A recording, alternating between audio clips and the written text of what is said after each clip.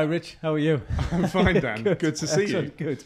In our rather rainy afternoon That's here in all right. Essex. Yeah, we've got a good setting, haven't we? But thanks for inviting me to your humble board to capture this podcast today. You're very welcome.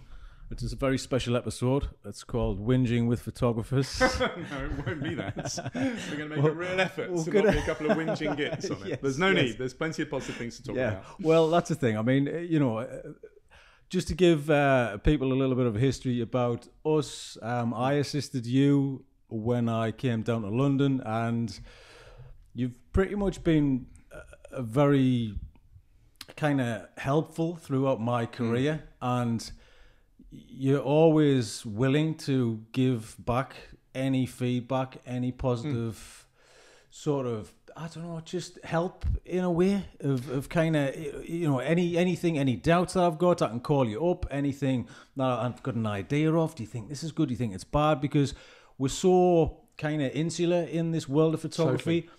And it's hard that we haven't got many people to bounce off. So I think having somebody who I respect and I work for, and you know, now I'm shooting myself 12 years on, kind of 13 years on this year.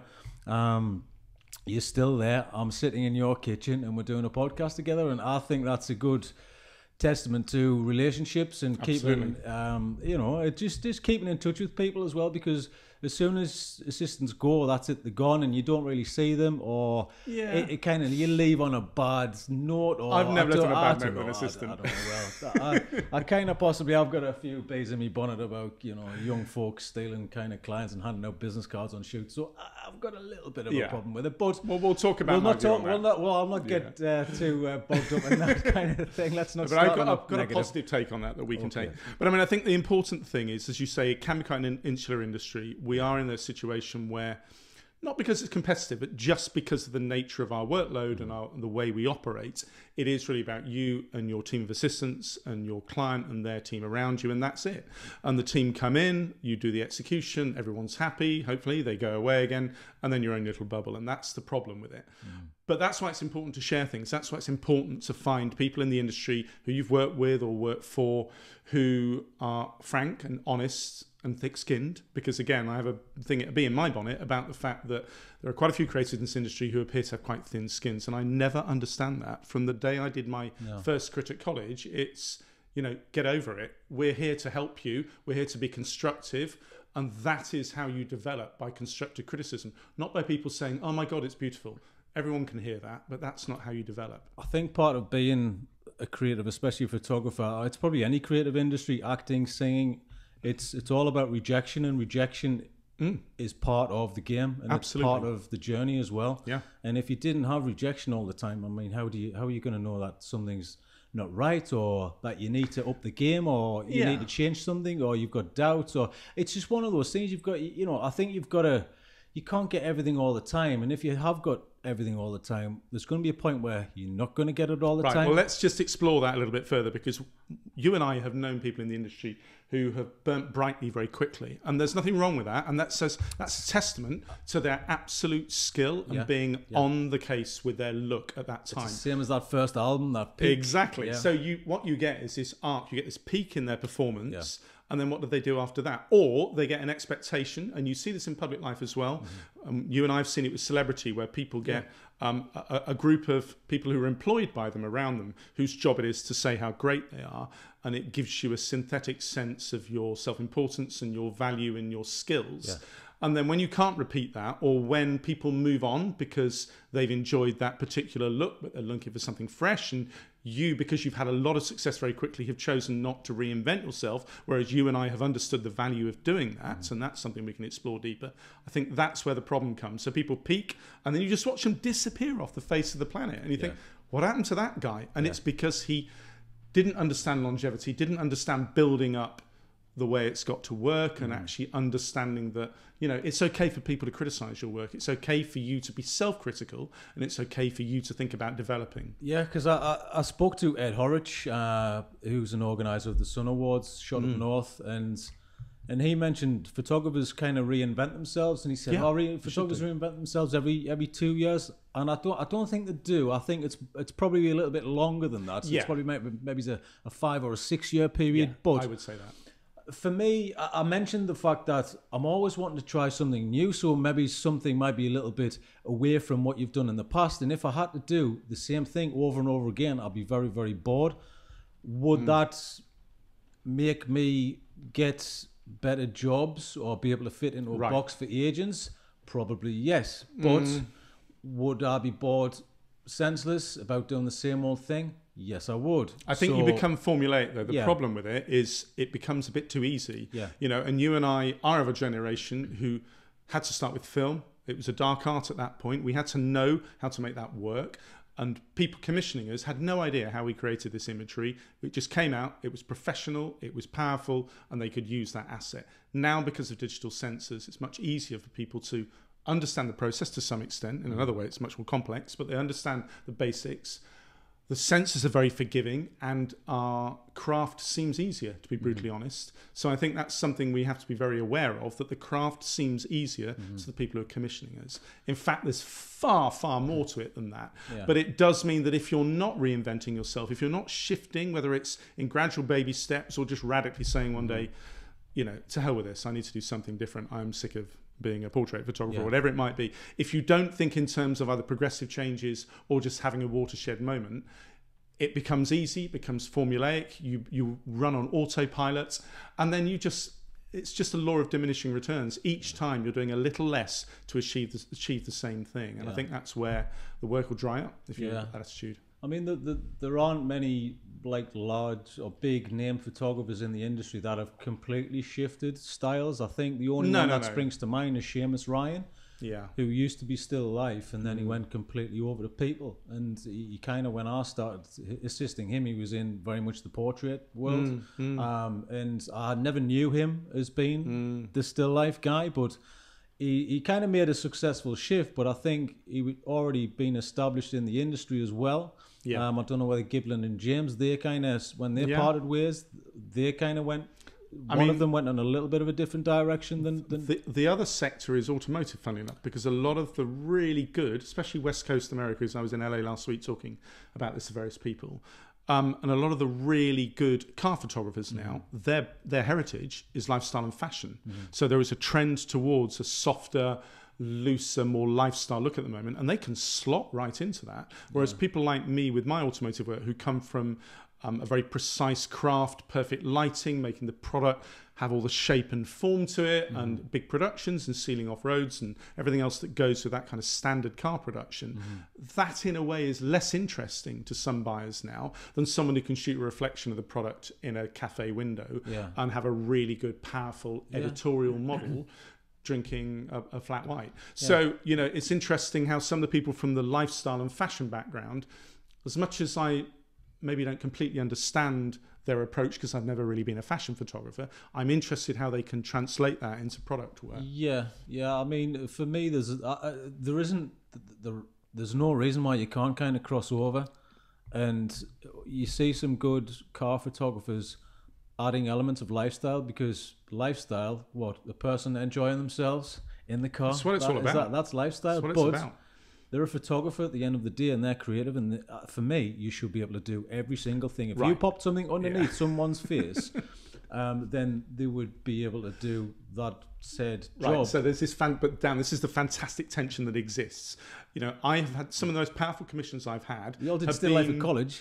Sorry? We all did still life at college. We didn't like, maybe just like it, but I think there are a few things that we can't readily just pick up and do now that we're in the niches that we are.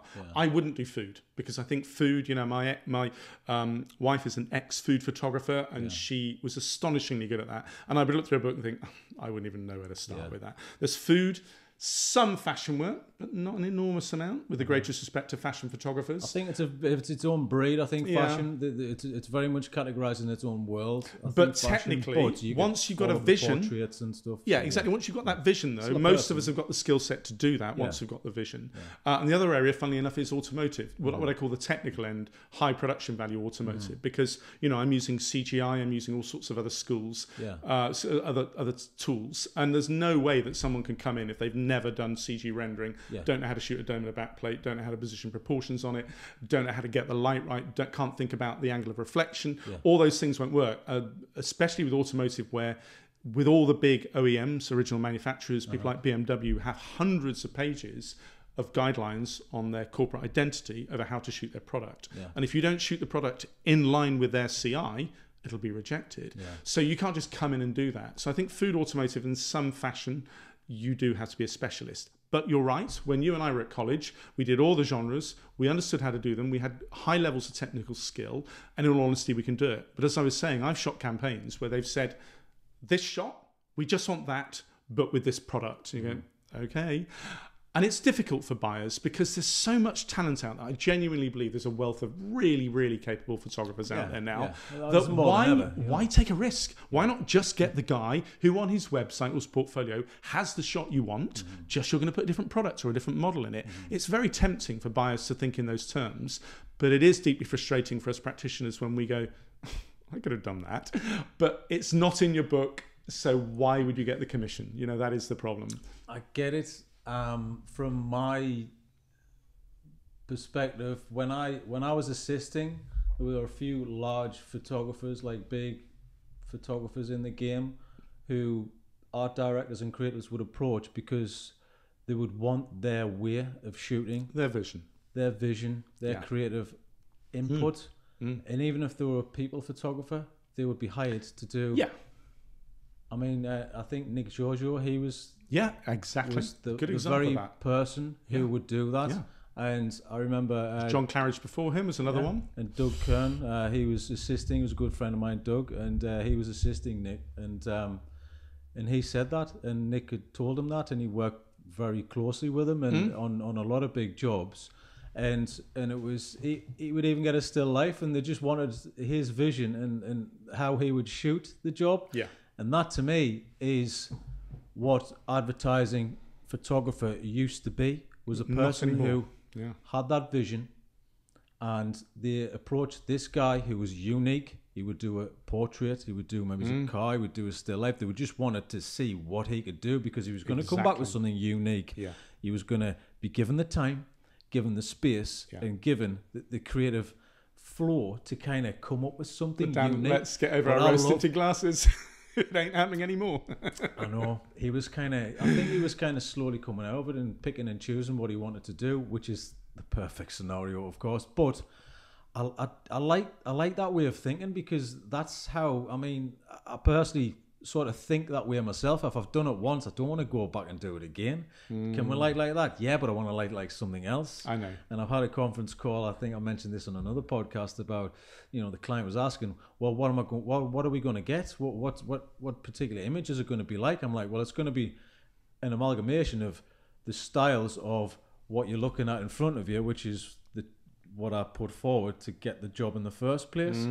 It's not gonna be exactly like that, because why would that be? Because you want something unique to your product. You want something unique to you. You don't want somebody else's brand. You don't want to be driving down and seeing the same thing. Oh, well, that's the same style as that and the same style as that. Exactly. That's got, I mean, there is a little bit of a fashion at the minute, the old turquoise and pink gel look. So it's, and you're seeing that more and more, and I'm like, right, okay, you're going to have to stop everybody because everything's going to look the same, or everybody's just going to go, well, you copied off that, you copied off that, but let's just explore that a bit further. Sorry to throw that spanner in the works. Yeah, I mean, there are problems with the fact that, let's say it how it is, there are less very experienced art buyers and creative directors, in my view, than there used to be. And that's because there's a lot of pressure with the above-the-line agencies. There's a lot of diffusion of the commissions and the work they're getting from their retained clients. The retained clients are looking at a broader portfolio of approaches to their marketing now, and they will go to DM agencies, they will look at their social media presence, they will look at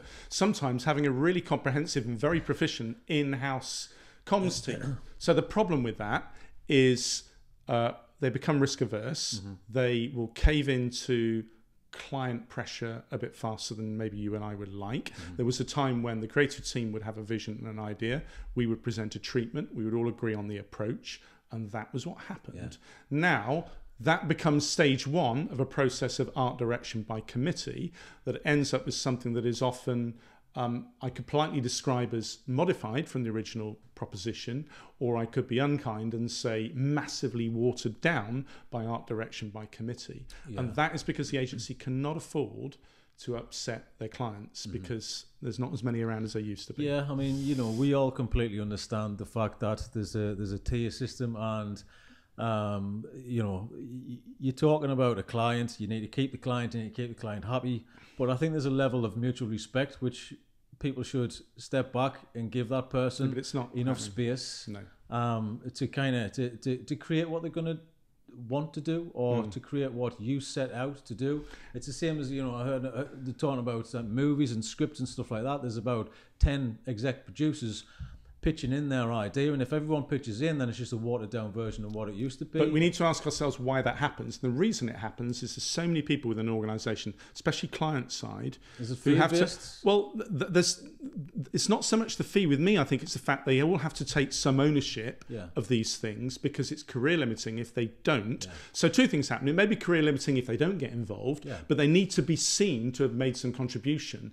But 7 out of 10 of those contributions will be in negative rather than positive to the original concept. But no one really wants to take sole responsibility. No, I agree. No, completely. But why not? Why not have that person? If you say, yes, I've got responsibility, I'm going to be the one to answer everything. So you come to me when it all goes wrong. I'm standing here and I'm going to go yes or no, because I've got if you've been in the industry for so long, you should be able to stand there, head held high, and go, right, you agreed in the first place. This is what we're going to do. This is what we achieved. Everybody happy? No. Right? Okay, well, let's sit down as adults and talk about this over the table, and let's resolve the issue. Well, let me just give you 2 extreme examples. I've got one client of mine. They're involved in the tech industry. They're a startup. They've literally grown from 15 people, 15 engineers to, I think, 75 in less than 12 months. They are astonishing. They are a brilliant client that do the bulk of their commissioning directly. They have a very, very experienced marketing director who's been in the tech industry for 20, 30 years. His view is, I know what you're good at. I know you're really good at lighting. I know what you can bring to the party. This is what I need at the end. This is the raw material I'm giving you. You go and make it work for me. And that is amazing. And guess what? He gets the most powerful imagery out of me because he lets me do what I do well. And he'll come and oversee the shoot, but he trusts me to do it. At the other end, a photographer counterpart of mine who I won't name, I just saw something on Instagram yesterday with him doing a people-based shoot in a small terraced house with 30 people in the room overseeing what's going on. Now, those 30 people, maybe 5 are production crew, assistants, hair and makeup, maybe another 5 are art direction. There's at least 10 or 15, 20 people there who don't, with a great respect, probably need to do that. And he's an exceptional photographer, has to manage 30 people and get on with the job of shooting. And that's when it gets ridiculous. Talk about too many cooks. There's a shot on Instagram of them all crowded around a stairwell thinking, how are you even managing to do that without them kicking the tripod? You know, and that's where it gets ridiculous. And clients need to manage that and go, trust us, art director and me, and one of your product managers will come on the shoot. Please then let us get on with it. Well, we've all been in those situations. I mean, I kind of enjoy that situation because I turn around. I do, because I turn around and look, and you're going, oh, hi guys, how are you? All right, everybody all right? Everybody good? I don't know, it's something nice about that.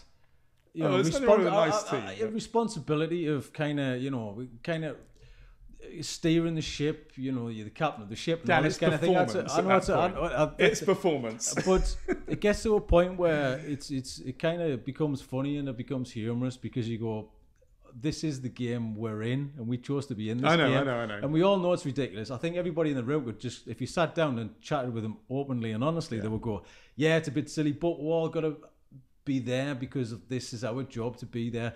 I get everything that everybody has to do in the room, but for me, I do find it funny, but that funny just adds to the day, and I enjoy that scene. Right, you've got a really good attitude. I don't stress out about it. No, I don't stress. Because I turn around and does go, make me laugh. this is ridiculous. You know, we did a shooting earlier. There was a person for a person. There was a person to carry the table, a person to watch the person carry the table, and I'm just going, this is ridiculous. Yeah, but I don't mind support crew because they can expedite the process. Yeah. With me, the thing that's amusing is when there's 25 clients there. Yeah, well, that's not helping. Yeah, well, I suppose it depends. But most of the time, they're there just to oversee it, but they're sitting doing other work on the laptop. I agree. They're all in. Ideally, they're in the next room with their laptops. But they're happy because they don't have to be in the office. No one's hassling them. So that's why they like to come on the shoots. I think they love to come on the shoots. So big up to those guys who can play the game. I know. To their advantage, because they're going out, your TV sets as well. You see the 5 of them sitting on the laptop, but it's a calm.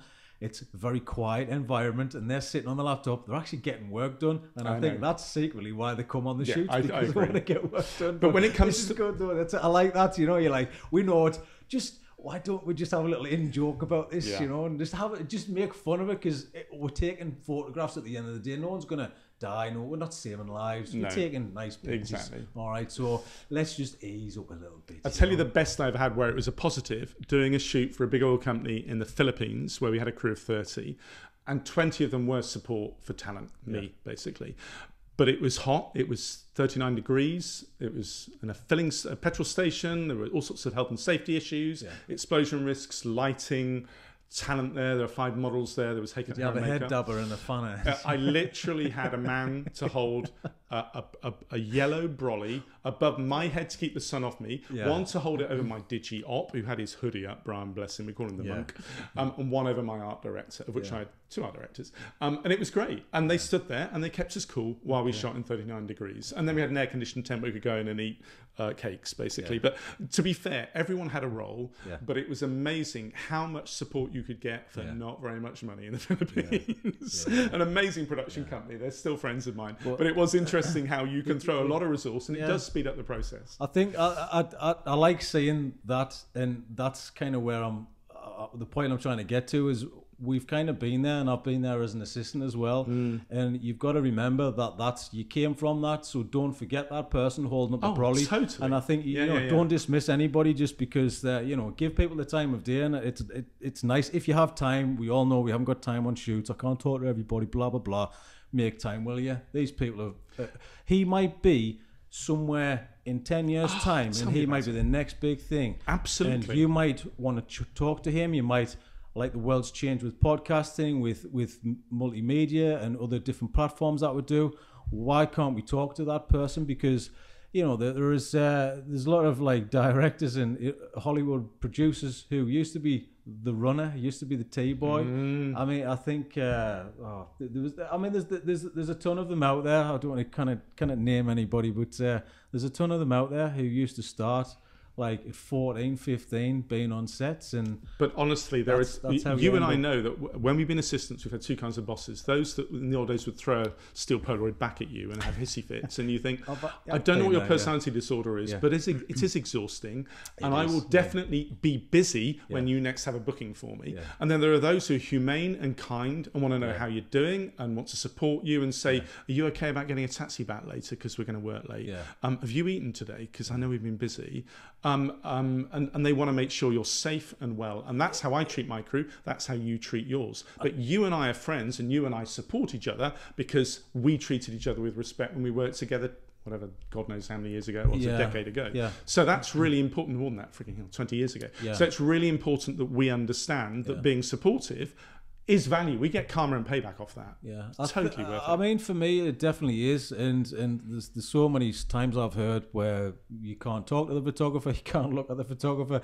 It depends on how many assistants and who they are and how big they are. I get that sometimes they don't have time, but still, just I've had people just come over and chat to you, even if it's kind of actors on the set, and they'll thank you for things. And that's the thing. I mean, I was reeling some cable up on a Greg Williams shoot as an assistant. I'm like number 3 or something like that, and he's Daniel Craig. He came down the stairs and he popped his head in the door and he said, "Oh, thanks a lot for today." Great. That's So what that to me is that. Yeah, but you told me that story years ago. I remember that, and I remember it. Yeah. But you told me that story years ago about him being a decent guy, and I've relayed that to people ever since. Now, you know, Daniel now has a reputation for being time poor and not suffering fools. That doesn't make him rude or ignorant or anything else. It means he has a lot on his plate. Yeah. He wants to be courteous and polite, but don't try and bullshit him, you know, and that's fine. And I think probably you and I are the same. My excuse my language, a bullshit radar is set fairly high. Yeah. And if people try and fob me off with nonsense, I'll go, come on, seriously? Well, and there's no point, you know, because we're all trying to do our job. That's the thing. I mean, the bullshit radar just kicks in automatically, and you usually go, well, that's your default setting, and then you backtrack from there, because it's so many times that you hear it and you get it, and you're like, but for me, it's just be genuine, just be exactly human, one-on-one level, because when you go home at the end of the day, you're not going into, you know, your partner's room with your partner or your kids, treating them like that. Exactly. You're going to treat them completely differently. Exactly. Plus, kids, they're not going to stand for that kind of rubbish, you know. But I mean, I think I'll tell you what my philosophy has been with this is treat people as you wish to be you wish to be treated yourself. Understand that not everyone maybe has the stamina levels that you've got, because I've certainly learnt that over the years. I remember being on a shoot in Azerbaijan, of all places, in a hotel with an assistant who was Russian speaking. She was brilliant, a really good assistant.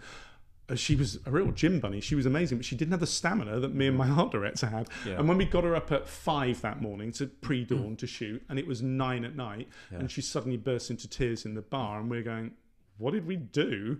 Yeah. We're forgetting that we just both had really high stamina levels, and we were fine. But she'd probably been working twice as hard as we had all day, and we'd broken her. Yeah. So you need to understand that other people may not necessarily be able to carry on at the rate you are. Possibly, but I think you've just got to be aware of it as well, and just kind of saying, are you all right? How's things? You know, I mean, for me, there's always time to eat on a shoot, because I'm going to be eating. Even if we're talking about the shot, I'm going to be stuffing my face with some food while we're talking about the shot, the next shot. There's time. That 3-minute window, there's time. You go to the toilet, you can eat on the way. You can eat on the way back. There's plenty of time, you know. I choose to get up at 5 o'clock in the morning every day. So that's your start to the day, because if I don't get everything done. Because with a family now, if I didn't, then where's my time? You know, that's my time. 5 o'clock in the morning, get up, get it done. But you know, we're not trying to, you know, pat myself on the back there. But I'm not trying to do that. It's the whole fact that my life has changed, so therefore I need to squeeze as much in as I can to get things done. Plus, my standard has changed; it's higher. My level has changed; it's higher. I've got more energy than my assistants as well. If I drag them out of bed going, you want to go to the gym in the morning? It's entirely up to you. Have your own space. I understand. Give people their own space, because I don't want to be on top of people all the time. That's when people start to bite at each other. That's when, you know, relationships kind of... If you were in the house all the time, obviously, you know, we'll argue with partners and wives and brothers. Imagine living under the same roof for 7 days a week without having any space at all. You're going to get a little bit but the ratty, thing is, I think. So I mean, you work on location and I work on location. All the time, you know? So that means we are largely in the pockets of our assistants. So I'm very picky over who I work with as an assistant, because I don't want to get to that point. You've got to get where on I want to throw them off a balcony. No. But, so they have to, you have to get on with them. They have to be people whose personality matches yours. And in the case of my assistants, they need to be prepared for me to talk incessantly in a car journey for 3 hours out in Poor Souls. So if they're not prepared to have me spouting on, they've got a problem. I quite enjoy that, though. I quite enjoy talking, because you know, we listen to music, we listen to podcasts, we talk about everything. We just talk about life in general. And I have been in cars with photographers in the past when I was assisting, where not a word was spoken. You're thinking, that's hard work. Well, it is hard work. Really hard work. You've got a long time to go. Have a little bit of chat. Because at the end of the day, I mean, this is your life. Your life is doing this. You haven't got another 30 years on top after this game stops. This is your life now. You're doing it now. Exactly. So why make your life miserable? But I mean, other people's as well. I vocalise that on my website. I say, you know, we're all professionals and we're all perfectionists, but we also know how to have fun. That doesn't mean arsing around doing irresponsible or dangerous things on set, but it's knowing when something funny happens, you're allowed to laugh. It's knowing that you can relax and let your hair down without getting off your face in the evenings. So it's just understanding how to relax. I mean, you should. The thing is, you definitely should just be aware of especially if the mood is down a little bit in the room. All right, okay. I'll tell you what. Let's just take a break. Exactly. Everybody's hungry. We've all seen the crews on TV sets. Exactly. We all get a bit ratty around 1 o'clock. Why? Because it's nearly lunchtime. They want to, as soon as lunch is called, bang, they're off in lunch. and they're much happier on the afternoon. Absolutely. Well, yes, let's just kind of keep people happy. Do you do the other thing I do, especially now that I'm directing quite a bit and I'm working with a bigger crew and I'm working with people whose skill sets, I don't, they've spent 20 years learning this. I come swanning in as someone who's moved from doing stills to doing motion, and I know what I'm hired for. I'm hired for my vision. I'm hired for my backstory of what I can do, but I am no DOP necessarily. I am no lighting expert, although I actually can light well. Yeah. That's not what I'm being hired principles. for. So I do a little pep talk at the beginning going, ladies and gentlemen, you're here because you are all good at what you do. I'm here because of these small contributions I can make. Yeah. If I make a stupid idea, please don't do it in front of the client, but take me to one side, go, Rich, that probably isn't the best approach. Yeah. And I will take that on the chin and we'll modify it and we'll all get the solution that we want. So they understand that they can be honest with you and they understand that they can get the most out of the shoot. And if you're just being humane with people and giving them the chance to give you the feedback, the final execution is so much better. When they're worried that you're a big ego and you're a little bit grumpy and you're not going to take any kind of comments, everyone just does the bare minimum, is risk averse, and you just get something that's mediocre. So I really make a point with my crew, especially on motion, of saying, please do come and talk to me. If you've got a better way of doing it, that really is sensational. Don't feel you can't do that. Yeah, well, the thing is, I mean, we all know, we've been in situations, everybody has an opinion. It's easy to stand back and watch the scenario and have an opinion on the scenario. Much easier when you're not doing it. Because you're thinking about something else. You're not thinking about what's happening over there. You're thinking about what's happening there. That's where that kind of area lies, and we've all had assistants jumping in and saying certain things and talking to the client. Well, what about this? What about that? Well, can we just focus on this thing before we move on to the next exactly thing? And there is a line of authority there but that can be badly undermined. Yeah, but that's the thing. But that comes with experience, and everybody knows that everybody's there to do the same job. We're trying to get everything done the best, easiest, most sensible way possible without upsetting anybody. We all want to get another job off the back of it. We all want to get along. We all want to kind of create something. And I think, there should be that attitude should be there before you even get on. I think it's changed a lot now than it used to be. You didn't have any kind of, mutiny on the barracks like it would be with like first assistants, like stumping third assistants because they wanted to get a little dig in at them just to teach them a lesson or something. I'll tell you, I've got some views on this. I do think there is a generation, it's not even necessarily a millennial thing, but I've certainly had assistants in the past who had what I would call a sense of entitlement. Now, if that extends to saying, who's the agency on this? Who's the creative director? What's the name of the art buyer? That is sort of a step too far. Now, some of the people who used to assist me... because you're fishing, aren't you? You are fishing. And some of them, through being slightly pushy, in inverted commas, have actually got on. Yeah, but ask 2 years in, you know what I mean? Ask 2 years in when you know the person and you can have the conversation, then they understand who you are. But if it's managed well as an assistant, and I'm not saying I was necessarily a great assistant, but if it's managed well, you then get to a point with your boss that he goes, look, I've not got time to do this. It's a relatively straightforward thing. I've given them your card. Do you want to handle it? And I've had work like that where I actually have got work from my boss because they felt I was ready to step into their shoes on that particular project. But if you go about it the wrong way with a sense of entitlement and you're trying to go behind the back of your photographer, it doesn't work. And at the end of the day, no one's ever going to have longevity doing it. It's the same reason we say to them, don't copy my style. However much you're interested in doing what I do, take this and find your own way of doing it, because there's no point in being Richard Seymour light. What's the point in that? And if I, the way I do it visually, occasionally when I do a public talk, is I bring up a photo of what looks like a Rolls Royce, but it's a Chinese copy of a Rolls Royce. No, I bring up the Rolls Royce first, and then I bring up a copy of this Chinese Rolls Royce. And the Chinese Rolls Royce is just like a pale imitation of the original vehicle. And it's that whole thing about don't copy someone else's style, because all you're going to be is 75% what they're already doing. Find a fresh approach. But it's so tempting in your hunger to get on to think, I'll just do what he's working for him. Well, it might be working now, but it might have taken him 20 years to get to that point. So don't assume you can just jump in and do it. I think they do, especially when they're starting out, because it's any opportunity. They want any opportunity. So I think there has been in the past, I've seen it time and time again, where you go, oh yeah, I've seen that, or he used to work for me, he used to work, but they're just wanting to get on the ladder. It's that first rung on the ladder, because the art director went, well, you're going to be cheaper than him, so can I hire you to do this?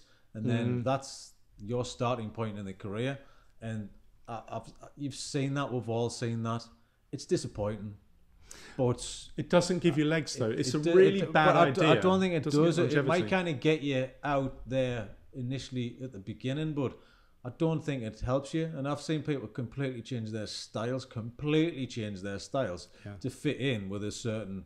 Well, we need this person, so we'll fit in with this style, and then you'll fit in nicely. Don't chase trends like that. It doesn't work. Yeah, I mean, for me, it's the subject. I can't just shoot pretty pictures anymore. It has to have some essence. It's got to have some element that has a story that means something. It's not part of just a single image. There's more. It's a project base now, and that's why motion is important, because I feel it can tell the story a little bit more with motion as well. So you've got the stills, you've got the motion, and now sitting doing this, you can extend that story and the information which you can't fit into film and in stills without having to write it down and somebody read an article. Well, you can have them chat for an hour. But I think that's why those of us that have embraced motion are in a strong position, because we're reignited by it, is the best way of describing it. You know, I love the fact that I've now got a crew and I've got support and I've got a brilliant producer. She is absolutely outstanding. And it does mean that I have a team that can pull with me, and we're producing packages that are visually quite exciting. And they may be different in style from what I do. They're in the same sector, in my case tech, but they're in the same sector, but not necessarily the same style, because what a lot of photographers forget is if you have a high production value look to your still shots, as I do, it doesn't necessarily translate well into motion because it's costly to do that. So you have to simplify your look. You know, I think yours is slightly easier to do that, and you've managed to keep some continuity in the way you're grading your packages that fits in with yours. Mine is more difficult to do it, but I've just embraced the fact that my stuff will look slightly different. But certain things are very separate. So you've got a big ad, which is a still image, and it might be a composite of certain imagery, you know, to kind of make the one final image. But this is more of a story, so you can't really capture motion for one thing, can you? You can do the final freeze frame shot. You can maybe retouch an image to that, which would coincide with, you know, same as we see billboards that represent the TV advert. You can get that, but it's not exactly the same as the TV ad. But don't you find, along the same I mean, lines. I really just get off on the fact that there's now a narrative and that I have to actually, no, it's simpler than that. I just like the intellectual exercise of doing it now, because you and I have both been doing this craft of stills photography for so long.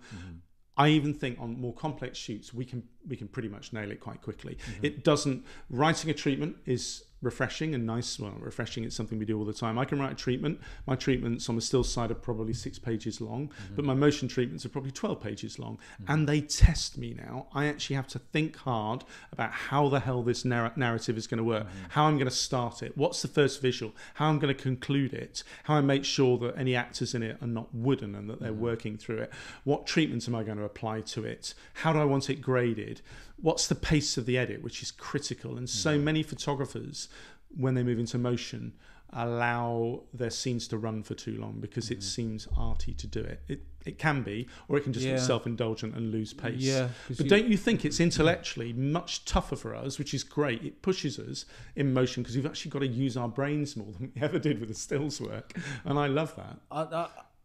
I find it just a nice, it's a natural transition from stills to move an image. To make something look good is easy, but how do you structure the narrative? Yeah, exactly. That to me, that's fascinating. Yeah. But that for me comes from a love of TV and film, and I love drama, and I love real life, and I love story, and I love people, and I love, so that I want to try and create that which I see on a high level. So I'm trying to do it in my way, and I do like the challenge, and I very much enjoy the challenge. I like something that's what I'm talking about, something new. You don't want to, it's not just a new style. Oh, we'll pop up some new lights. I mean, we could all do that tomorrow in the studio.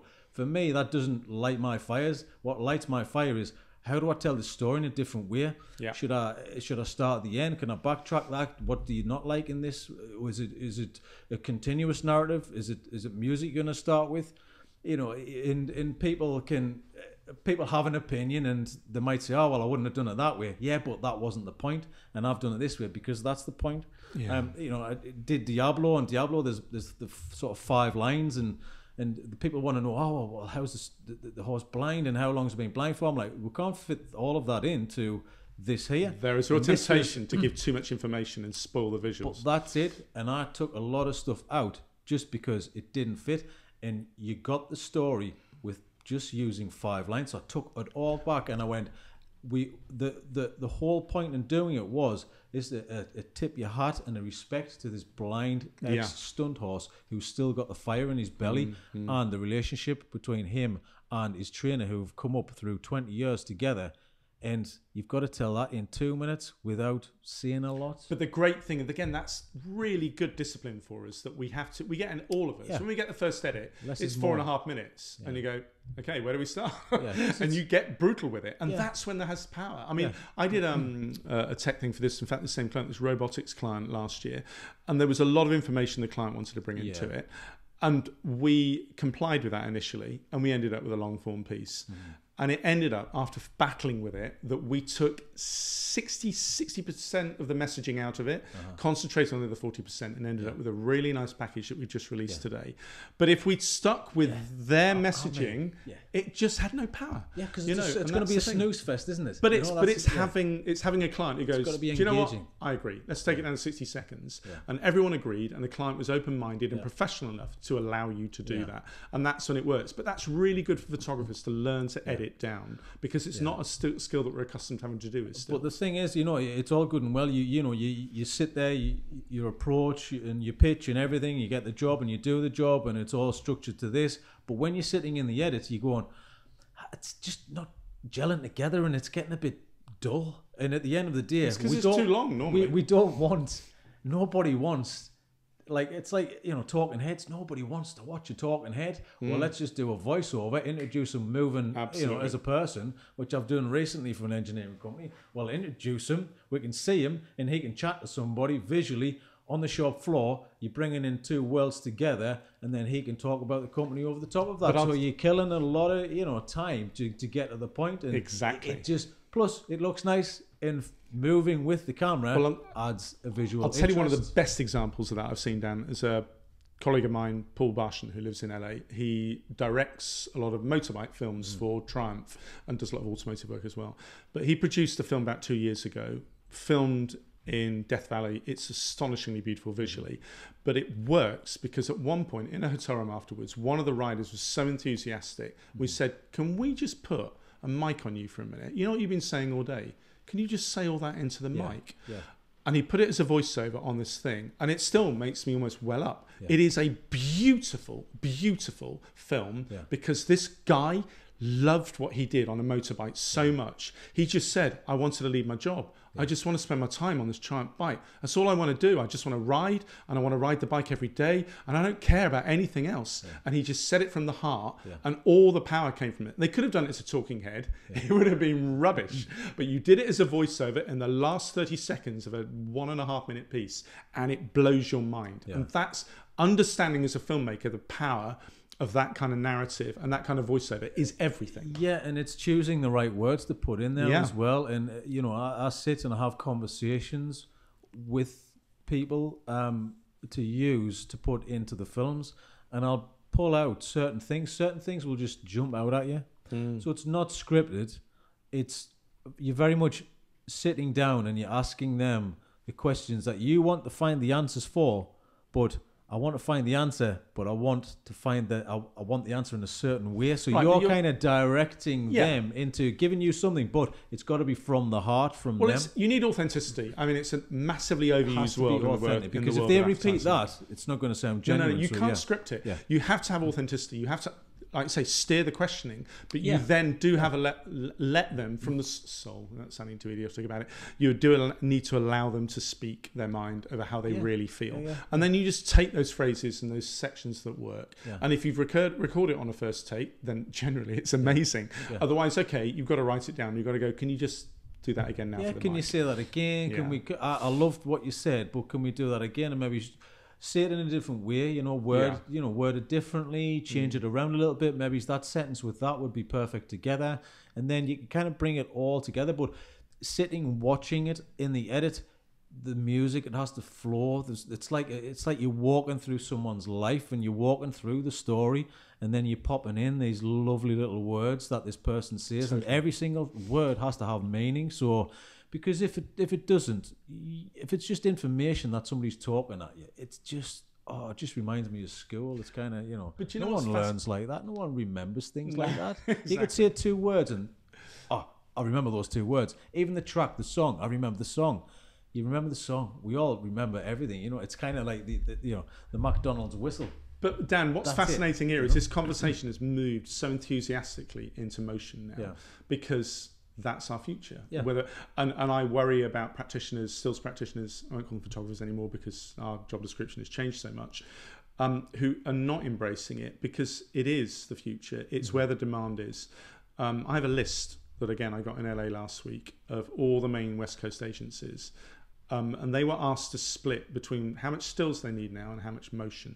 Every single one of them has said last year it's 50-50, this year it's 70% motion, 30. Or we only do 10% stills now, it's 90% motion. Or, well, we've mainly done stills over the years, but about half is motion now. Everyone is moving in that direction because the platforms allow it. You know, it started with Airbnb putting little animated video sequences embedded onto their site 5 years ago. And I remember the first time I saw that, I thought, whoa, that's clever. That would have been a still shot in the past. Suddenly that girl's just leapt out of bed. How cool is that? And now everyone embeds video, and now everyone expects video iPad mags, and everyone expects all their content to be video led on their social media streams. And everyone realizes there are other ways of marketing their product than putting a 48 sheet poster up. And there's still going to be a demand for those, but it is a shrinking demand with shrinking budgets. But there is a firmly growing appetite for motion content. And those of us who are embracing it are going to be in a strong position. But it is interesting to watch those of us who've cottoned onto this and those who are still not quite there yet, and they need to get a grip, basically. So, but I mean, you know, so I mean, that's a perfect transition into my next question: is the state of the industry. Which we do complain about it a lot, but I heard people complain about this 13 years ago when I was starting out, 15 years ago when I was at college. I complain about it. You complain about it. We all complain about it because, you know, you want to be constantly busy working on creative things that you want to get. Let's talk about where the landscape is. Okay? Where are we now in photography? Exactly. And apologies for the rain on our glass wall above it, our glass roof above us here. I would like to politely say the market has been in a state of transition, but it has also been in a state of shrinkage. That's the reality. So there is much more talent out there than there used to be. There is a fixation, with the greatest respect, with influencers at the moment, which is a whole other conversation that I will touch on again in a moment. And fees are challenged, and fees have been challenged probably since the millennium, but ever since the crash, there's been a real sense of accountability over what you're spending. So media spend, marketing spend has been shrunk because it's an easy target. And you and I have directly seen that in our time as photographers. Every time there's a shrinkage in the economy, first thing you hit is marketing and marketing communications, because it's really fast way of saving money, and it's slightly less painful than making people redundant. So hit the marketing. Then 2 years down the line, they think, why did we do that? It's hit our sales. Well, you know, surprise, surprise, it was always going to do that. But it seems like a short-term fix to things. So there's always a problem with that.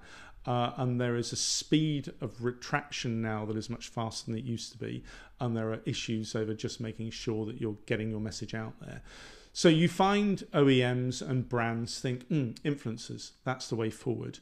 And influencers have been powerful in, I think, a fairly unfocused way. So if you've got an influencer with an Instagram feed with 120,000 followers on it, it seems like that is an instant market, whether they're doing a story or a post. But how many genuine followers? Right, so that is exactly the point you and I discussed the other day.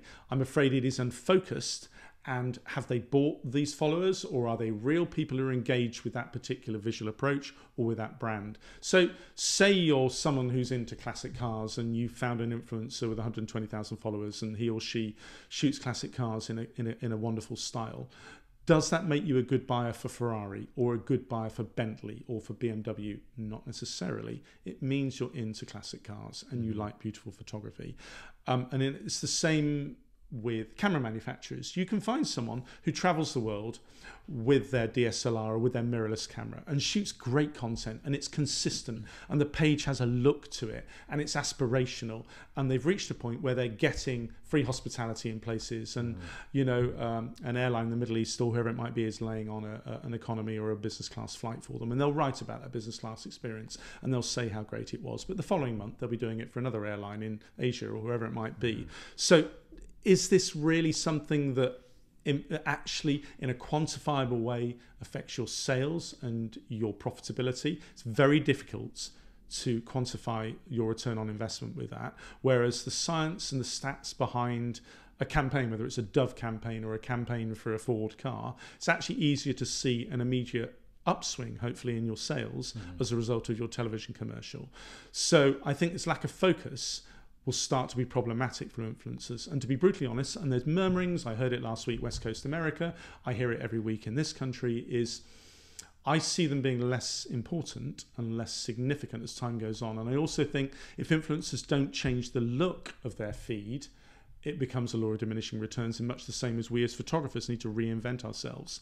And a lot of influencers, with the greatest respect to them, have come into the photography industry as a secondary aspect of what they wanted to do, which is to travel, or a secondary aspect of the fact that they had a particular message, or they love cooking, or they're into interior design. And they're not really professional photographers. They're people who found a treatment and a look that works and that brands are buying into. But brands are buying into it sometimes with contra deals, free trips, free hotel rooms, free food. And I'm sorry, that's not a sustainable business model. It just is not a sustainable business model. You can travel around the world twice for free, but have you paid any tax? Have you managed to buy any new equipment? Who paid for your laptop? It doesn't work. So I'm interested to see where that pans out. I don't think it's got legs, I have to say. I think we're probably back to talking about the peak at the beginning of your career, and it is that spike, because if you're a young 30-something couple who travels the world, in 10 years' time, you're going to be that 40-year-old couple traveling the world. Maybe not quite so photogenic anymore.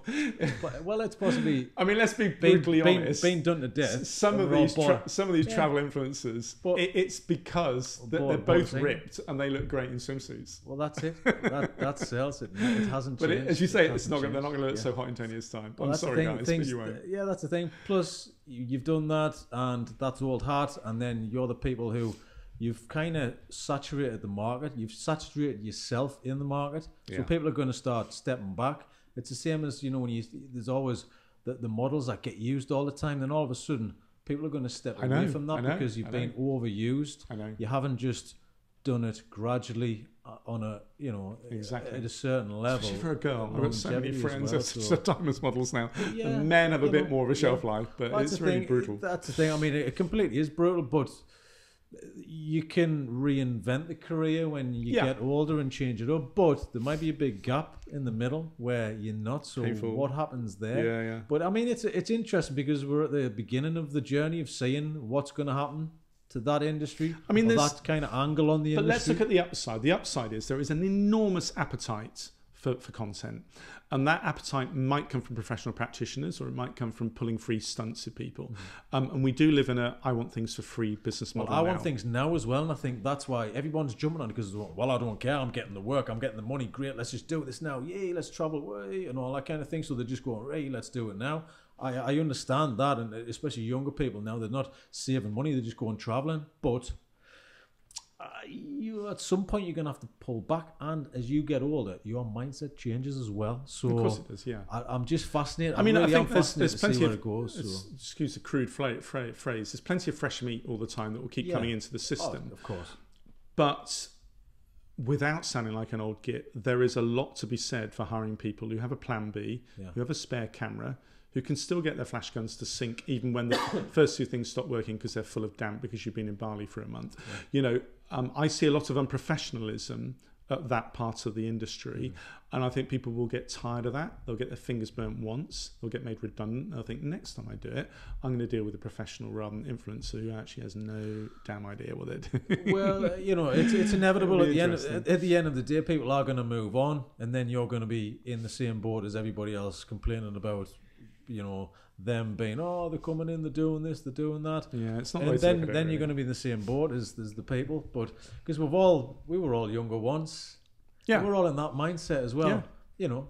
But I mean, I travel and do jobs for a reduced fee if I see portfolio value in it. I'm the first to do that. Yeah. But I won't charge a rate where I'm trashing the market. Yeah. The AOP on their website for AOP members is an incredibly useful tool that we've devised that allows you to put in all your fixed costs, everything you have to pay for, the leasing on your car, the cost of your camera equipment, your rent, how much beer money you need every month. All those things are listed on one side. Yeah. And then you input how many days a week you realistically can expect to work, and it tells you what your minimum day rate is. Yeah. And if you know your minimum day rate, you won't get 2 years into this industry and suddenly realise you're insolvent with 60 grand's worth of debt. And that's really important, because we've got this whole thing, as we said at the beginning of this conversation, of people coming in with high hopes and then disappearing 2 years later because they think, I can't make it pay. And that's not a sustainable way for people to work in the motion or stills industry. And you can be lightweight in the stills industry. You can be a self-shooter. And I know some really competent people who go out with an Arri. Okay, they spent 50 grand on it. Some nice lenses, or a zoom lens, couple of lenses, good sound recording kit. They do it all themselves and they self-edit. It's not how I work. I work with a small lightweight crew, so there's 3 or 4 of us. And I find that works for my clients. But there will be people who can self-shoot to a high standard. And there'll be other people that won't consider it unless it's a crew of 20 and they've got the full support. Yeah. But I think there's room for every level. There is. And if you're doing a personal shoot, I do self-editing, but the fact is that I've got people that I go to, I've got freelancers I can kind of bring on board to kind of do the job, which is pretty much what you're doing yourself. Exactly. But when it's your own project, but we are doing it from a professional foundation. And so it's that whole thing about having a plan B. It's the whole thing about being fussy. Yeah. It's the whole thing about not busking it. If I'm going to work in the street, I'll make sure I've got a shooting permit. Yeah. I won't go into a building knowing that the security will fire me and throw us all out, because that's not getting the client their assets. Yeah. So it's just about professionalism. And if you've not had, this is classic old git moaning now, you and I've had the benefit of a formal training in this. We've been to college, we've assisted people, we understand process on it. And that means that when we're hired, we will not screw up.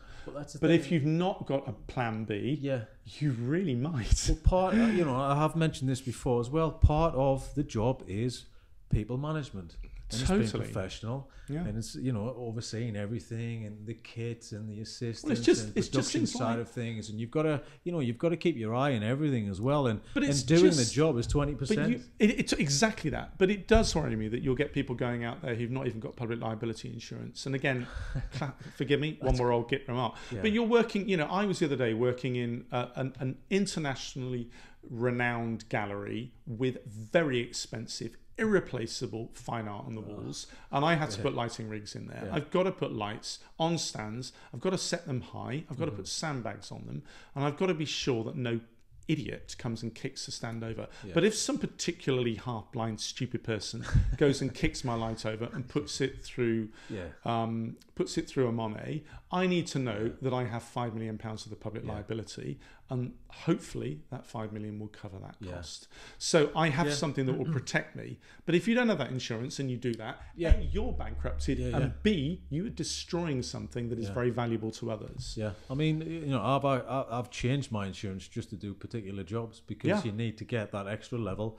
and you need that security of knowing, right, okay, we need to change this up. Absolutely. So you can do the job, because you cover yourself. You're not going to charge the client that, because you're just going to change it yourself. This is something that you need to be saying, that you need to change this, you need to change that. So there's a lot of micro things. But the thing is, Dan, that's not the obligation of your clients to think of that. Your client says, I'm hiring you as a professional. I expect you to do all this nonsense. I don't care less if you've got insurance or not. If you haven't got it, we will sue you, but I'm not bothered.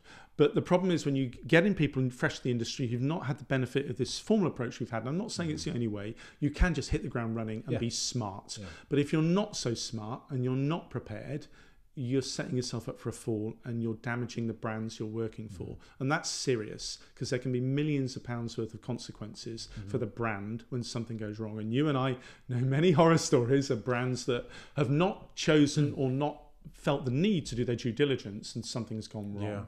you know, and I don't want clients to be in that situation. So that's why you and I will always be professional, because we're protecting ourselves and protecting our clients from that. I think it's other people's stories as well that kind of stick in your head. Totally. And those stories remind you of Pure never leave stories. Never leave the bag in the car, never leave the camera in the car, Exactly. never leave the laptop bag in the car. Everything triple backs up. I've heard some really nasty I hear the ones stories, social photographers, wedding photographers that go out, do the shoot on a DSLR, on the memory cards or on one card, and then leave the venue. I said, you did back it up before you left. Yeah. And now I just do it when I get home. I'm going, oh my God, memory cards are more stable than they used to be. Well, what if it's corrupted the minute you put it in your laptop? Yeah. Someone's wedding. If we screw up a commercial shoot, and I've never done that, we can at least apologize profusely.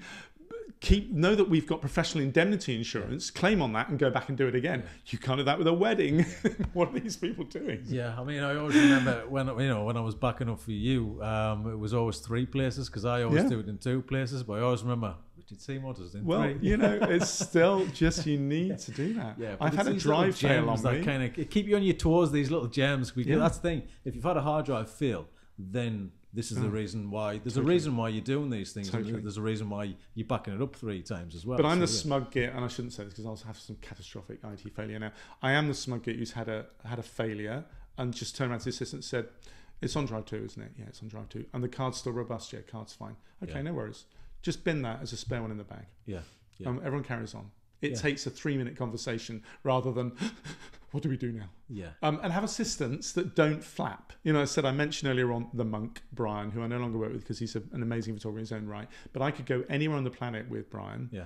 And if there was ever something that was out of control or some variable beyond our control where something has happened, and that can happen in the developing world quite regularly, we would just calmly say to each other, okay, what's the workaround? And we would have a workaround 95% of the time. Yeah. And that's just reassuring for your blood pressure and your time on this planet that you have a plan B. But if you're busking it all the time, man, it's just not worth the stress. Well, can I just go into talking about where you are at your stage as well in your career? Because, you know, it's ebbs and flows, agents moving on, different agents, and you know, you're now more international than I've ever seen your work. You're pushing more international work. I mean, obviously there must be a reason because of absolutely the specific I mean, let's cut to the chase. You know, I'm very vocal in my opposition to Brexit, and I think it's very damaging for our economy, and I will happily harp on about that. I think that is a factor. I think also, as I said already, I think we do have a shrinking market just organically in the UK. My biggest clients are American and Chinese now. Well, what does this say? It says we have a relatively robust American market at the moment. Whatever one feels about its political complexions, it is relatively robust there. The Chinese market continues to expand, and the Chinese market is very receptive to the skills of European practitioners. I do more than just take pictures and direct now. I do R&D for OEMs. I do all sorts of other things. So I have a portfolio career now, as they call it, and that protects me from some degree. Do you think that's important?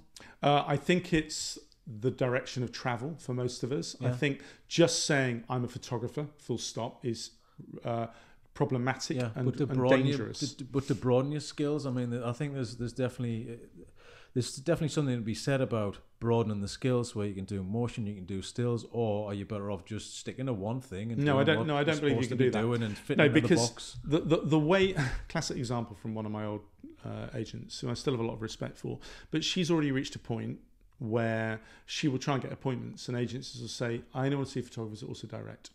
Don't bother bringing me a booking where they don't direct. Why is that? Because they will expect both of those skill sets from that particular practitioner. They don't want to necessarily hire just a £5,000 day director to do a TVC. They're producing a suite of assets and a set of material. Some will be motion, some will be stills. And they need someone who can do both without drama, whether it's on different days or, as you often have to do, shooting in parallel. You know, they need those skills. And similarly, when I work on my R&D, as I do with a big Chinese corporation, they can think in terms of, we could do with using some of that imagery in our marketing. Fine, you know what I shoot, that's why you've got me here. So there's crossover and there's cross-fertilization with that. Do you find yourself on shoots kind of upselling what you do, or just even a natural progression to a conversation where you're going, actually, I've got an idea, and this would work great Yeah. as a motion element. So maybe if you're doing some Yeah, stills, I mean, you can sort of.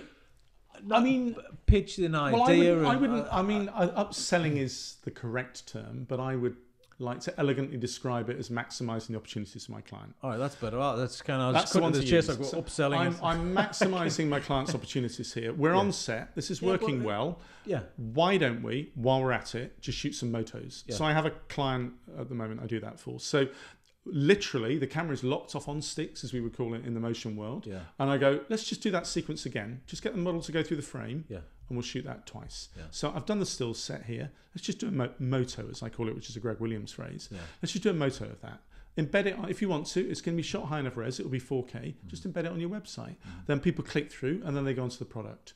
And that's a really simple approach to it. Or I'll say to them, do you want me to bring a drone pilot with me on this? Because this would really work from a fresh perspective. Because you're bringing everything in, why not just add one more little element to capture more content? And for me, it's a no-brainer. It's you're just trying to see in a different, on a different level, and you're trying to see opportunities for the client.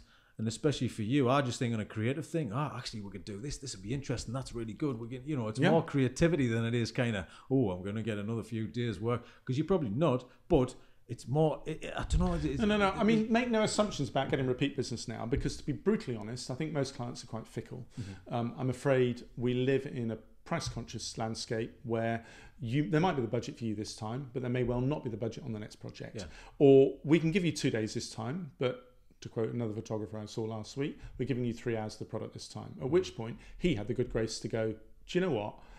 This is when we call it a day with this relationship, because I can do beautiful things for you, but I can't do it in 3 hours. And I would be the same. That's another sign of professionalism. When you say to the client, I need to push back on this, either we do it properly or you find the guy who can do it in 3 hours. There was a big car company years ago. They'd seen a lot of my award-winning car factory work, got me in for a test shoot to shoot for their factory, and I was excited about it. I turned up, opened the boot of the car, got out a lighting kit, my assistant got out of the seat, and the three of them stood in a semicircle around and go, we were just hoping you'd sort of come with a tripod and a camera. And I'm going, I can do that, but the stuff you love so much is not shot like that. We were sort of giving, I said, how long have we got at each setup? 3 or 4 minutes? I go, no, really? 20 minutes, I could probably just about do it. 3 minutes, it ain't happening. I said, we'll walk round, we'll shoot at my pace, the way I do, to give you the beautiful photography you bought into. Then you go away and think about whether you're going to give me this time, or you want to work with that ex-newspaper photographer you're also seeing, who will do it in 3 minutes. Then you decide which of us you want to go with. I think I didn't get it. I mean, that's the thing. That's down to experience as well. And you know, there are different levels to this game. There are. And some people, they have to cut their cloth and they need you to shoot a setup every 3 minutes, and that's fine. And there will be people that can do that, and that's really cool. But those images are never going to match the guy that takes 3 hours or 20 minutes or whatever he needs to achieve his results. No, because unless he's slow. Well, yeah, I mean, but I know what I can do, and I know how long I need it to do it. And if you compress the time, it will still be great, but it won't be as great as it could be. And you need to understand that as the client. But I do think you need to have a portfolio approach to your work now, in the sense of being multi-skilled. I mean, that's interesting, because mine's become more of a presentation about my work of kind of, because I've got to show motion as well as the stills. So I'll go through the stills book, and then I'll show motion elements either throughout the book, or I'll show the film at the end of the set of stills in the book, and then we'll go back into the book as another story, or it's at the end. It's just kind of, there's various different ways. It's, I think we kind of mentioned, like, it's more of a show and tell kind of thing. I don't know whether. Well, I'll tell you the other thing that's happened in the industry is. I enjoy it though. I enjoy the presentation, because you're kind of orchestrating the room and you're getting everyone's attention. And I think that's how it should be. It's not just walking in, flicking through some books and leaving, because I can't really get who I am across to yourself by doing that, and But you don't really get the essence of who that person is. It is difficult though, Dan, because it's very much because people are really time poor. Exactly. You know, my agent really struggles, and they're both brilliant in New York and London. They're both brilliant agents, but getting appointments with some of the top agencies, we can see you March the 30th next year. Is that okay? Yeah, I'll have to be. You know, because it's like, well, we do a go-sees on a Friday morning between 10 and 11. Yeah. So you're number and things like 16 that. So, on the list. They're all eating croissants and coffee while they're looking through books, and that also scares the hell out of me. But it does, because you want to hand out like white gloves to everybody and go, right, all right, you all put these cotton gloves on now, please. Get your greasy bacon sandwich mitts off that book. But it's also the same reason I like writing treatments, because, you know, treatments are quite. You'll get some photographers who do half a page, give it to their agent, and go, "You make it up." I won't. And Paul, I was talking to you last week in LA. His are 12 pages long. You know, mine are 10 pages, 12 pages on motion. They're 6-7 pages on stills, and that's where you're expressing your vision. Then saying your execution, showing them samples that hopefully are yours, giving them a mood board and a look, and then a conclusion, and then explaining how you'll make it work for them. It's a lot, and it's a lot of work. I mean, has that changed a lot in the? It's far more time intensive more now. Of that. And I'd like to say that that's billable time, but it invariably isn't. But again, I have got clients that go, "We will give you a day's development time," and I love that. And the robotics client I keep harping on about, they're like that. They go, "No, we'll pay you for a day's development time," and I love that integrity where they will pay you to do it properly. But it is a lot of time, and I understand the agencies as well. They kind of bang on about, we're pitching and we're pitching, and if you don't win it, you spend 3 weeks on a pitch. That must be like extremely frustrating. So I mean, even us, we're spending like 2 days. You know, even just the costing, and because you got to liaise with the producer, and you've got to kind of you've got to pull these things together, and everybody's working for free as well. But that's what I'm saying. So say we're doing, we'll call it free pitches or free treatments, whatever it might be. That has to be on a monetary basis factored into what our day rate needs to be to cover those down days to do that. Or we need to assume that when we get a job, our fee will be sufficient to cover the ones that didn't happen. And this is why we charge. Every time I get some, with a great respect, idiot going, "Wow, £2,000 a day or £1,000 a day, or what, your buyout's 10 grand. You go, "Do you want to see my breakdown of what my fixed costs are per year?" Which is 45 grand in my case. That's 45 grand before I make any money. £45,000 before I make any money. That's why I charge more than 250 quid a day. And I don't want to get angry about it, but I do get a little disheartened when people... You can argue, why would they understand the macroeconomics of their industry? But if you can politely spell it out to them, our fixed costs, having state-of-the-art cameras, having a brand new powerful laptop and desktops at home that work, having a reliable car that's big enough and that won't break down en route, you know, having the insurances that we all need, which is a couple of grand a year, having a portfolio and a presentation system that might be 3, 4, 5 grand a year because we've got to reprint the book because we're constantly testing and doing new content, paying for that editor to do our reel for us, you know, is never-ending stuff. And that's why we have to charge what we charge. We're not trying to fleece anybody, and there aren't many photographers making big fortunes out there. There are a few, and I have the greatest admiration for them, but there's a lot of us in the middle who are highly proficient and skilled and are making a living. And that living is no more than if we were a marketing director in a big OEM. That's the kind of level we're at. I mean, for me, I think you're a success if you're still doing the job. If you're still in the game, I think you're a success. Absolutely. Because it isn't easy. No. And I think there's a lot of luck involved as well as timing and everything else. Is it luck, or is it just being sort of being in the right place at the right time? It kind of is. I mean, the more you do, the more you can put yourself in the right place at the right time. So, but I think all the worlds have got to align. I think luck is 25% of it. Yeah, I mean, it is part of what gets you the job, I think, you know, timing as well. And timing has got to be down to luck, whether or not you go in and the job's landing on the desk, and 9 times out of 10 that happens a lot when you're getting a job, just because you've sent something via email, your new mailers out or something like that. But that is why you need to stay in the consciousness of your buyers all the time. So you know, social media is a pain in the butt. Let's all face that. It's a pain in the butt. But it has to be done. It has to be done each day. I hate the word stakeholders, but the people that matter to me need to see my name pop up on one of my feeds. And unfortunately, they do need to do that. They need to be reminded, because there is an arbitrary process in art buying, even at the level that you and I work, where If it's not us, there's another 4 people exactly the same as us, same price bracket, who will do the job just as well. But if it's Seymour's name that pops up or Dan's name that pops up that morning, when suddenly at 4 p.m, someone throws it on the desk and go, book someone for that now, they go, like Seymour, he could do that. And I've had jobs because I've done that so many times. And I've got counterparts that go, I'm not screwing around with this Instagram malark. I go, please yourself. But, you know, at the moment, it does build me conversations with my clients and people I want to work for. And it means that on occasion they ring me and go, your thing this morning reminded me, I've been meaning to ring you about this for days. No, you've been meaning to ring someone about this for days. Just so happened that I was uppermost in your mind. So you have to be on their radar. You have to, it's that conversation thing, keeping the conversation going. I know social media can be a bit of a, you know, a false world. But I think I keep saying you have to be seen to be doing it. You do, but also everybody looks in different areas to find things as well. Oh, tell me about it. The whole idea of a Google search to find someone sort of horrifies me. But for a junior producer new into the industry without any visual training, and without any knowledge of how they would find someone, especially when you've got direct marketing, when you've got direct clients with their own in-house marketing teams, again, they've not necessarily come from an art buying background or a graphic design background. It is very tempting, and you will find good talent doing it, to Google the word portrait photographer London, you know, and it sort of horrifies me, but there's so much talent out there, they probably will get someone who can deliver doing that. I mean, especially if they've optimized their Google words. Well, I mean, for me, you hope that they rely on places like the EOP to kind of find the talent. But they don't necessarily. Because the EOP, it's the place that people go to. I mean, I've had jobs off the back of it. Oh, Dan, can you do this? I found you on this. And it's because it's the one place you can go and guarantee that you're going to get a there's a really good standard, and as you know, I'm on the board of the AOP with it, and we have a selection process, and if people are not ready for us, we mentor them, or we give them guidance on how they can bring their standards up. We check they've got all their insurances, we check they're actually professional practitioners whose primary source of income is photography. All these things have to happen before they get their Association of Photography membership as accredited photographers. So when you go and find a photographer, they're all going to be absolutely fine.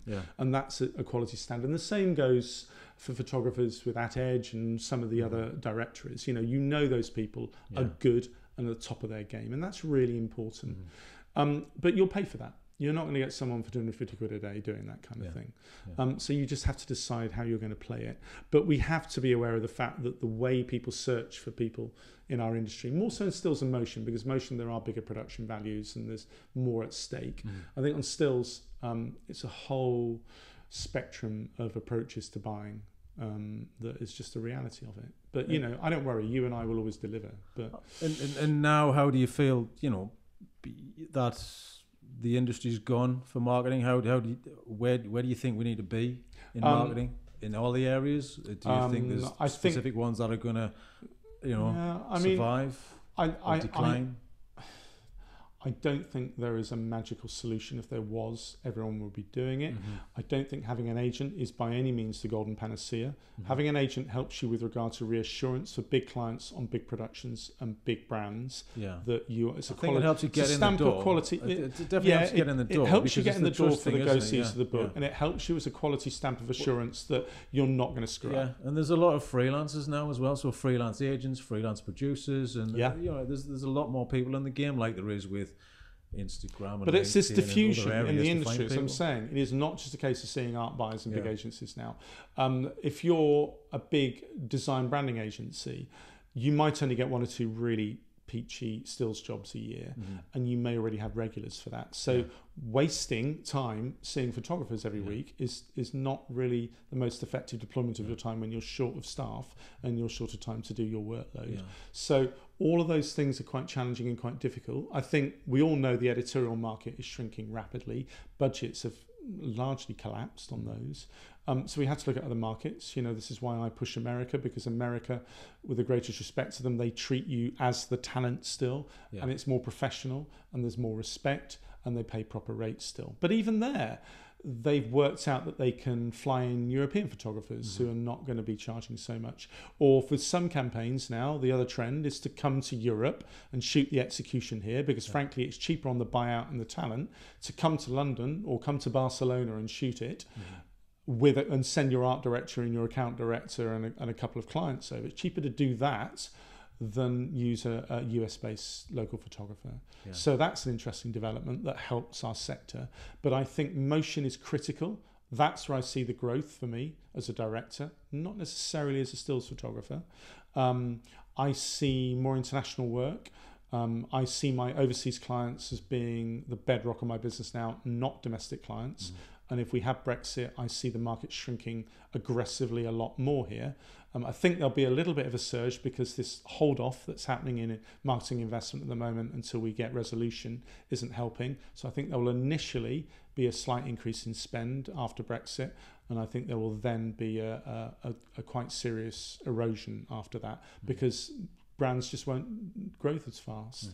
And there is a direct correlation, especially in stills, between growth, national growth, GDP growth, and market spend. If you're in a recession, as I said, you spend less on your marketing, which is the dumbest thing to do, but it is what people do. You know. So I'm not optimistic about the UK market. I'm more optimistic about growth in emerging markets and on mainland Europe and in America. So overall, I'm optimistic.